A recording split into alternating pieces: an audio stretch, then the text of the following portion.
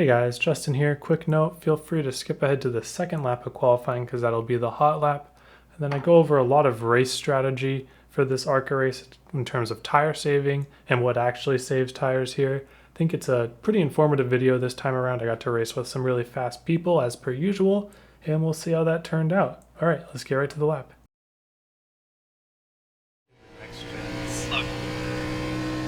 I'm not better in the next one. I think you're better. My God, it's like glue.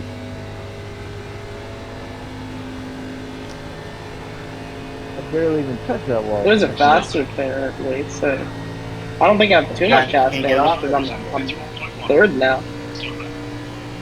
So do you guys run the wall here? Maybe I'm just burning my shit up. You never know. Still there. I always run the wall. Still there. Take it side. Yeah. Wall is quicker. He's going back. Yeah.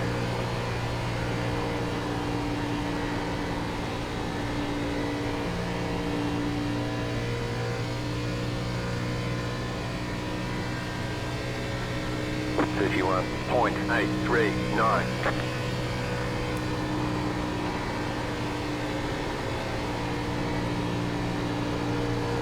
Hey, did you guys see that Coke 600 last night?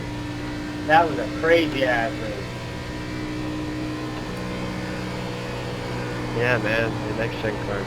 How about that?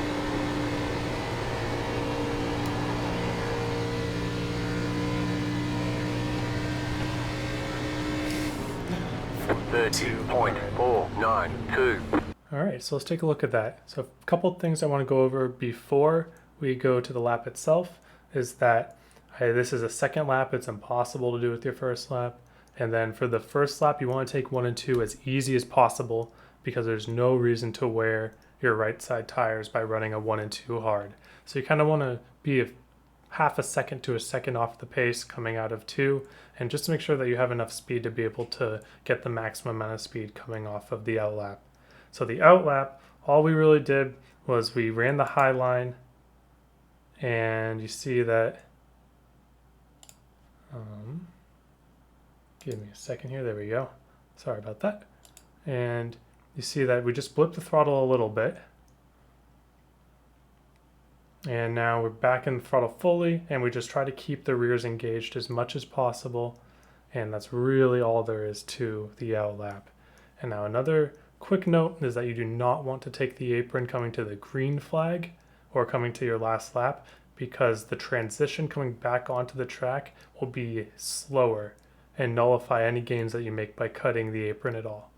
All right, so now let's go into turn 1 here.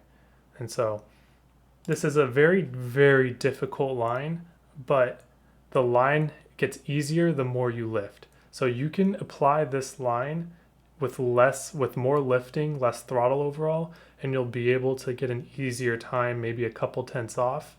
But if you're looking for the line that is optimal, then this is it. And you see I'm keeping my gas at 80-ish%, almost all the way to the white line. And then we want to apex fairly early. So we want to apex maybe a third of the way into the corner. So we get the car to turn by blipping the throttle to a half, and then we want to get to the white line as early as possible, and then use the car's loose condition to rotate it throughout the corner on full throttle. So we blip it, keep it at 80. Once we hit apex, we get it to 100%, and now the car is just mega loose here. And you see that the car is trending towards the wall, but because the car is loose, it's actually going to wrap the groove and be able to make the exit just in the nick of time. So you think, oh, I'm not going to make it, I'm not going to make it. Well, you're getting loose. So you get the rotation and you make it. So now let's skip a little bit ahead. 3 and 4 here. So now we're dive bombing even a little bit more than 1 and 2. You see, if the groove looks like this, I'm really getting to the white line a lot shallower than what the groove would suggest. So we're dipping below the groove, getting to the white, and we are almost full on the throttle at this point. We want to almost touch the apron. But once we make that apex, same thing as 1 and 2, full throttle once you make the apex, and the car is loose condition will drive it all the way off the corner for you. It's funny because you look at, if you take a still shot of right here, then you look at this in a vacuum and you think there's no way I'm making this exit without like letting off or even braking a little bit, especially with this amount of wheel input. But the thing is, because we get the car on the right rear and we got full throttle in it, the car is rotating on its own, don't need to do anything with the wheel, and we just trust it to land right by the wall. And now finally we can cut the apron for a little bit of time here. This little piece of grass is super annoying. It really stunts what we're trying to do. So I barely clip it with my left, but it's a little risky. You can lose a little time that way. And that's the lap. All right, so the race is over, and you see my face here. Why? I don't know, I just got a webcam, I'm gonna use it. So we finished third this race. Starting to think that it's kind of difficult to beat Larry Pace, but we already knew that. So basically what happened this race was I started second, and then when you start second, you usually get passed by the third place car, so I went back to third. So I decided to go a little bit off schedule to these guys. So as you can notice, our lap times here started out very, very slow. We were 4 to 5 tenths off of qualifying laps on the first few laps, and this told me that the first two were going into mega saving mode. And so I said, screw it, we're gonna try to use a little tire at the beginning, try to build a bit of a gap, and then try to manage the lead back. And we'll first go over how that went. So I led 20 laps, and then they got back to me about lap 25-ish, 26. I got passed at 27. So it was just I knew that I had to try something, because you're really not going to beat Larry Pace on his own strategy if you're behind him to begin with. So I knew it was a slim chance of that working out, but I'm glad I tried it, and maybe if I executed better it would have actually worked. But I ended up at about 7% less tire than Larry was, so that kind of shows you that I was pushing the first few laps. But I also learned the saving line too as we went along the way, so I think that's going to be very useful. So I want to go over quickly what you want to run at the beginning of the run to save your tire. And I'll show how I do it, and it's going to be pretty similar to how Larry does it, but we'll go back to him after this. So what I did was, this might not even be the best example of this. We'll go to this lap. So what we're doing is we're getting to the bottom super duper early. Now, normally when you think of long run, you think of, okay, you either want the car on the right rear or you want the big arc. And that's really what I talked about a lot in my long run videos from before. But Vegas is a little different because you have a right rear natural wear. So if you're driving the car normally, or in certain situations, it'll lean on the right rear and cause the right rear to wear over the right front. So when that happens, you actually want to save tire at the beginning of the run by getting the car on the right front, which sounds counterintuitive, but basically the idea of tire saving is you want to wear the tire at the beginning that you're not going to need to use as much at the end. So we'll see here, I get the car all the way to the bottom early, and then just try to early throttle and just straight shot it up to the wall in a way that my rears aren't disengaging from the ground. So usually I would say, hey guys, you need to get your car on the right rear and use it for rotation. That's not what we're doing right here. This is the opposite almost.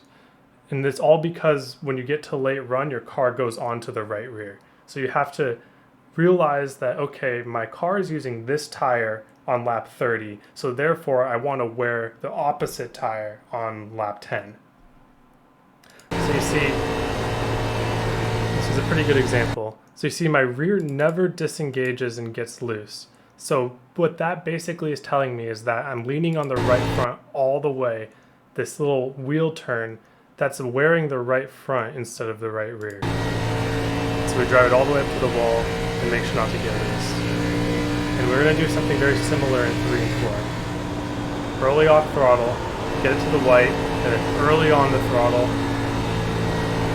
And this is the more difficult turn to save tire in, because you're going to be naturally loose a lot more in turn 4 than you are in turn 2. But here, if you drive up to the wall even closer than I did, then you can avoid the wheel turns to the left that cause the car to turn and get loose. So you see I didn't quite drive it all the way up to the wall. I could have utilized more track space in order to keep the car on the right front more, because I think I got a little loose here. We'll see it one more time. So yeah, that right there, I got a tiny bit loose in this spot, but I could have driven it through it. So let's compare that to how Larry's executing. And we'll even be able to see me in front a little bit. So he starts even lower, and he dive bombs extremely into the corner. And he's just leaning in on that right front the whole way. See, the car, his offset's a little weird, so it looks like he's steering to the right, but that's not really how it is. He is on that right front all the way up to the wall. And that's exactly what you want. You want to just wear that right front for this track. This isn't a very common thing to happen in the Arca series, or really any iRacing series these days for fixed set. But by wearing the right front, he saves a lot of right rear so that he can drive loose at the end. So see, he does shallower angles than I do. And that's how he saves his tire. Now, on the eye test, it would look like I'm maybe saving more tire than he is, and I am. But I'm saving more right front tire than he is, and that's not what we're looking for. We want to be saving right rear tire here. Okay, so now we're going to fast forward to what the lines look like towards the end of the race. And I was pretty on pace with them at the end of the race, but it was mostly because of the drag. So let's see what we're doing here now. We'll compare Larry, Thomas, and me. What are we doing? So we're actually running middle to middle high, not getting all the way to the bottom. You see the car gets super loose. It would be really nice to have more right rear in that situation, and that's why you save the tire to have that right rear. And then 3 and 4, you do big arc down to the white line, driving it off the right rear. So there's a shift. Once you feel like you can't be doing your tire saving strategy anymore without the car getting loose, then you switch to this line. And for them, I think it switched around lap 25-ish. Let's do after they passed me. So let's see, around lap 28, let's see if they're doing this line yet. So you see Larry's still going to the bottom at 28, but it looks like it's not working as well anymore. So as we go to lap 30, you'll see that he will have moved to this middle line. So somewhere in the 25 to 30 range is when you're going to want to move up to the second or third lane in 1 and 2. Now, I tried the top lane in this race, and it was not pretty. Let me find that lap for you. It was very not pretty. I think it was this lap.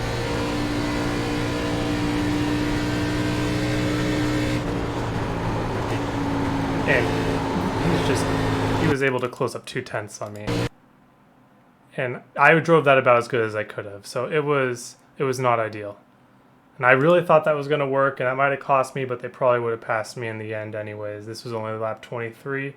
So, lesson learned, don't do the top, do second to third lane once you want to transfer over which tire that you're using.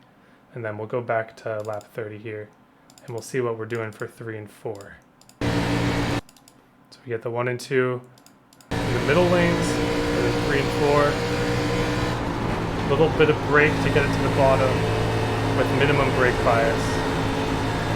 And we'll use the right rear to drive it off early.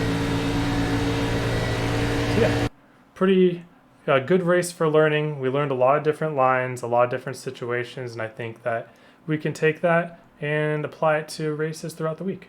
All right, thanks for watching. Be on the lookout for my new general guide video. Should be out in the next couple weeks. Gonna get started working on that. The video idea that won in the poll a couple weeks ago ended up being the attacking and defending and passing video, how to deal with cars side by side. I think that'll be a very good video for you guys. But other than that, I hope you all have a wonderful day, and I hope to see you all on the track.